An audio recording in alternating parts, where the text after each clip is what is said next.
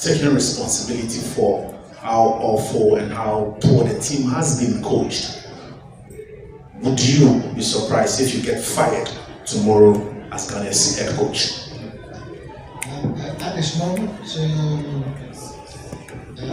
things are very raw. We're at the end of the performance has seen us giving away a 2-0 lead. I'm not thinking about anything else at the moment. There's, for whatever anybody might think, I'm as angry and frustrated as anybody else. I'm the head coach. This is my responsibility.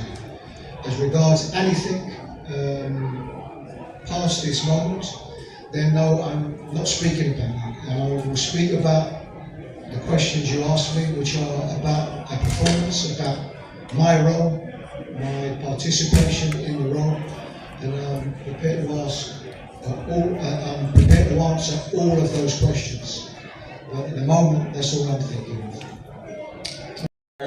As the national team coach of the Black Stars of Ghana, from the qualifiers to the tournament itself, can you be bold and tell us that you have lost touch with the modern game and how you play as a coach?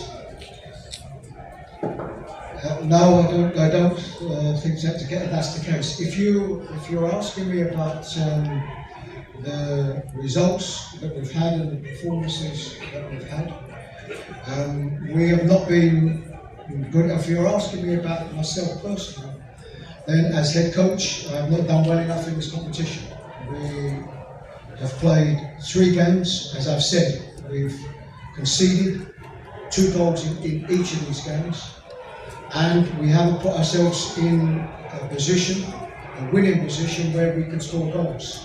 So now, if you're asking me about my performance, I take responsibility for this team.